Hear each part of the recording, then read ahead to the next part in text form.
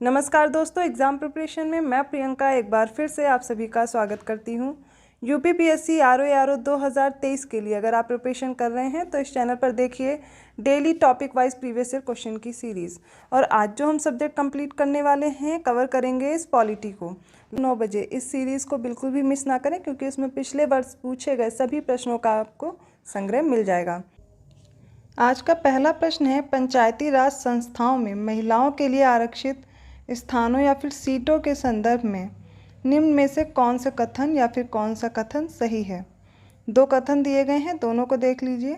इसका प्रावधान संविधान के अनुच्छेद 243 घ के पार्ट 3 में किया गया है। और दूसरा स्टेटमेंट है, यह आरक्षण अनुच्छेद 334 में विनिर्दिष्ट अवधि की समाप्ति पर प्रभावी नहीं रहेगा। दोनों में से बताने कौन सा कथन सही है, तो इसमें पहला कथन सही होगा, ऑप्शन ए करेक्ट होगा।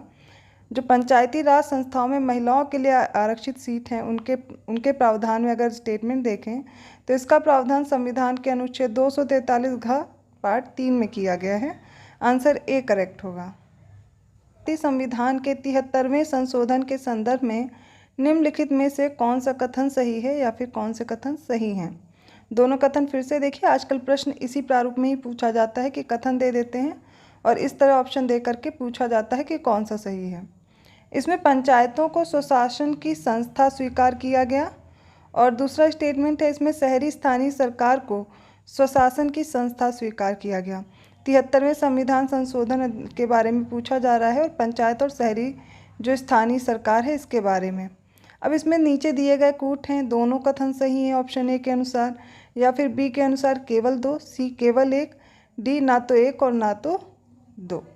तो देखिए यहाँ पर से पहला कथन सही होगा कि भारतीय संविधान के 73वें संशोधन के आधार पर देखें तो इसमें पंचायतों को स्वशासन की संस्था स्वीकार किया गया।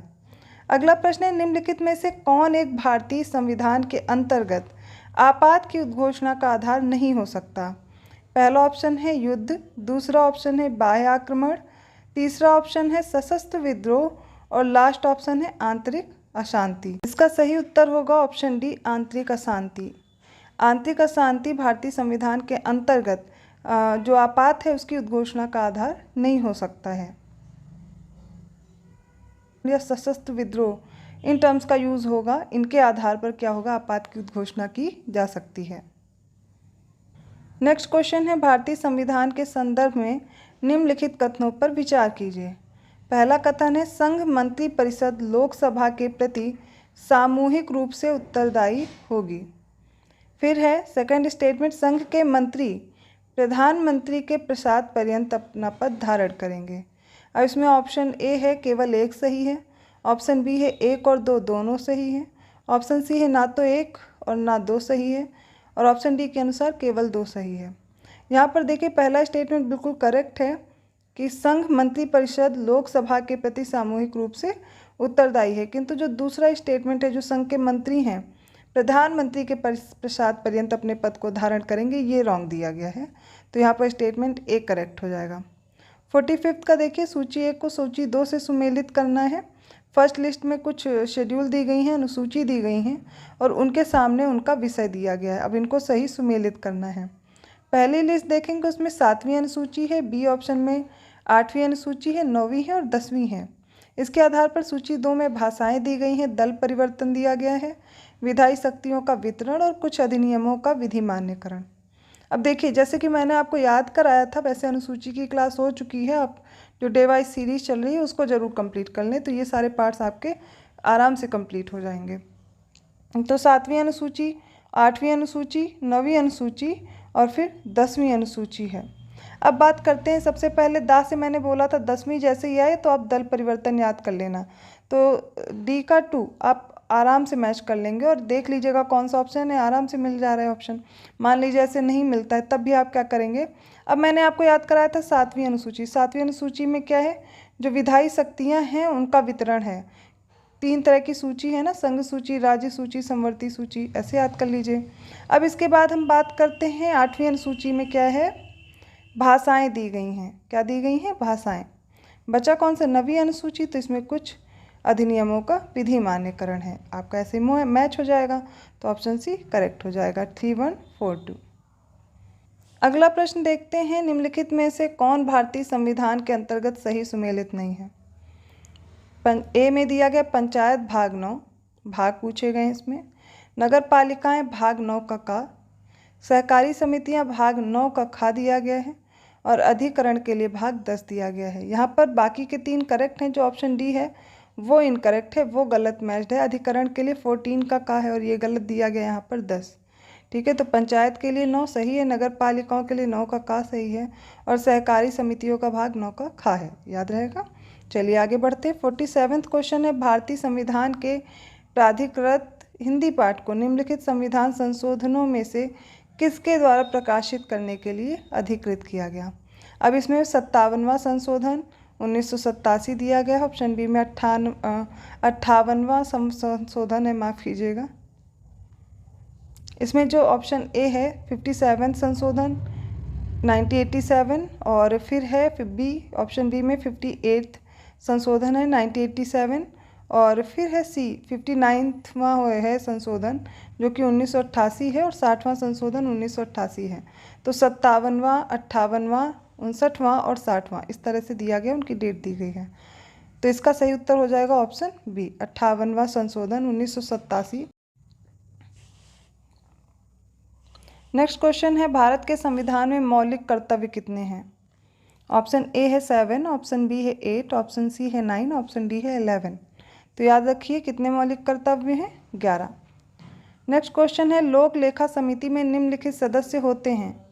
अब नीचे कुछ दिए गए कूट हैं, उनको सही मिलान कौन सा सही उत्तर है वो देना है। लोकसभा में ऑप्शन लोकसभा, राज्यसभा और कुल दिया गया है। तो ऑप्शन ए में लोकसभा में 11, राज्यसभा में 5, कुल 16। फिर है सेकंड ऑप्शन में लोकसभा में 15, राज्यसभा में 7, कुल 22। या फिर ऑप्शन सी के अनुसार लोकसभा में 10, राज्यसभा में 5 और कुल 15। इसके अलावा ऑप्शन डी है 17 लोकसभा में, राज्यसभा में 10 और टोटल 27। तो लोक लेखा समिति के 15 जो सदस्य होते हैं वो लोकसभा के होते हैं, 7 राज्यसभा के, कुल कितने हो जाएंगे 22। ऑप्शन बी करेक्ट है। अगला प्रश्न है, केरल में प्रथम साम्यवादी राज्य सरकार का गठन किया गया, कब किया गया है। ऑप्शन ए के अनुसार 1953 में, ऑप्शन बी के अनुसार 1955 में या फिर ऑप्शन सी दिया गया 1957 में, ऑप्शन डी है 1959 या 1959 में। तो याद रखिए इसका सही उत्तर हो जाएगा ऑप्शन सी 1957 में केरल में प्रथम साम्यवादी राज्य सरकार का गठन किया गया। अगला प्रश्न है, नियंत्रक एवं महालेखा परीक्षक की टीका टिप्पणी पर उचित कार्यवाही करने की अंतिम जिम्मेदारी है। ऑप्शन ए के अनुसार भारत के राष्ट्रपति की, ऑप्शन बी सर्वोच्च न्यायालय की, ऑप्शन सी है संसद की या फिर ऑप्शन डी है राष्ट्रीय विकास परिषद की। इसका सही उत्तर होगा ऑप्शन सी संसद की। नेक्स्ट है, नए राज्यों की स्थापना करने की विधायिनी शक्ति निम्नलिखित में से किसे प्राप्त है। ऑप्शन ए के अनुसार लोकसभा को, ऑप्शन बी है संसद को, ऑप्शन सी है राजनीतिक दलों को या ऑप्शन डी है केंद्र सरकार को। आपको याद रखना है नए राज्यों की जो स्थापना है उसको करने की जो विधायी शक्ति है वो किसके पास होती है, संसद के पास होती है, इसके अलावा और किसी के पास नहीं है। नए राज्य का सृजन करना हो, उसकी सीमा क्षेत्र में परिवर्तन करना हो, इस तरह के सभी अधिकार उसके पास हैं। अगला प्रश्न है, राज्यसभा को कितने दिनों के अंदर किसी धन विधेयक पर अपनी संस्तुति देनी होती है। ऑप्शन ए के अनुसार है 14 दिनों में, ऑप्शन बी है 18 दिनों में, ऑप्शन सी है 21 दिनों में या फिर 30 दिनों में। याद रखिए इसका सही उत्तर हो जाएगा ऑप्शन ए 14 दिनों में। राज्यसभा को 14 दिनों के अंदर किसी भी धन विधेयक पर अपनी संस्तुति दे देनी होती है। अब पूछा गया है, यदि किसी राज्य में लोकसभा की कुल 42 सीटें हैं तो उस राज्य में अनुसूचित जातियों के लिए स्थान आरक्षित होंगे। ऑप्शन ए के अनुसार 21, ऑप्शन बी 14 या फिर ऑप्शन सी 7, ऑप्शन डी है 6। तो इसका सही उत्तर हो जाएगा ऑप्शन सी 7। 55वां क्वेश्चन है, निम्नलिखित में से एक राज्य की आकस्मिक निधि की स्थापना के लिए उत्तरदायी है। किसी राज्य का विधानमंडल, ऑप्शन बी है संसद, ऑप्शन सी है राष्ट्रपति और ऑप्शन डी है इनमें से कोई नहीं। ऑप्शन ए किसी राज्य का विधानमंडल, क्योंकि राज्य की आकस्मिक निधि की बात की जा रही है इसलिए ऑप्शन ए करेक्ट होगा।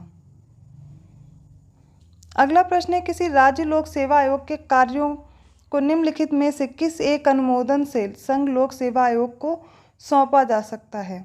ऑप्शन ए है भारत के मुख्य न्यायाधीश, ऑप्शन बी है प्रधानमंत्री, ऑप्शन सी है लोकसभा अध्यक्ष और ऑप्शन डी है भारत के राष्ट्रपति। इस प्रश्न का सही उत्तर ऑप्शन डी होगा, भारत के राष्ट्रपति। नेक्स्ट क्वेश्चन है भारत के महान्यायवादी के विषय में निम्नलिखित कथनों पर विचार कीजिए। अब ये कुछ प्रश्न का है, कथन दिए गए हैं, उनमें से बताना है कौन सा कथन सही है। जैसे कि पहला कथन है वह भारत के राष्ट्रपति द्वारा नियुक्त किया जाता है। दूसरा स्टेटमेंट है उसमें वही योग्यता होनी चाहिए जो सर्वोच्च न्यायालय के न्यायाधीश में होती है। थर्ड है उसे संसद के किसी भी एक सदन का सदस्य होना चाहिए। और स्टेटमेंट 4 है संसद द्वारा महाभियोग लगाकर उसे हटाया जा सकता है। दिए गए ऑप्शन ए के अनुसार 1 और 2, ऑप्शन बी है 1 और 3, ऑप्शन सी है 2, 3 और 4, ऑप्शन डी है 3 और 4। देखिए जो ये महान्यायवादी है भारत के, वो भारत के राष्ट्रपति द्वारा इनकी नियुक्ति होती है।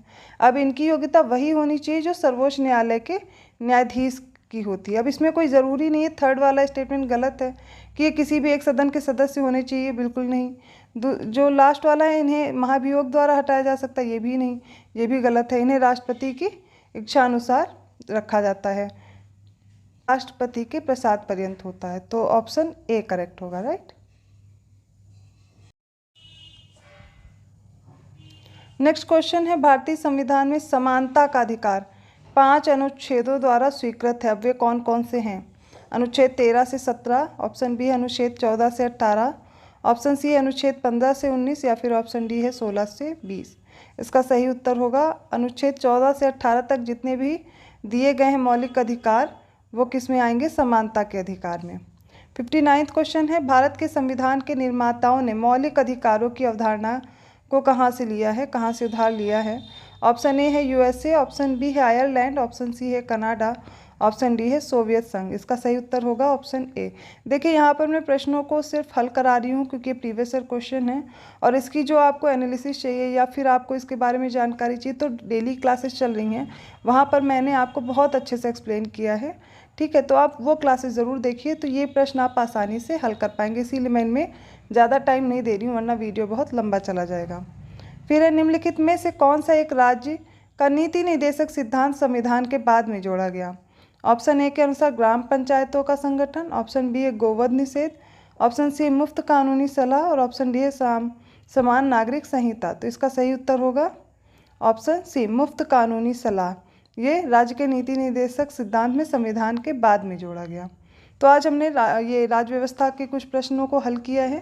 अगर आपको वीडियो अच्छा लगा है तो प्लीज़ चैनल को सब्सक्राइब करना मत भूलिए, वीडियो को लाइक कीजिए और लोगों को भी शेयर कीजिए। ऐसे ही और क्वेश्चन के साथ मिलते हैं नेक्स्ट वीडियो में, तब तक के लिए धन्यवाद।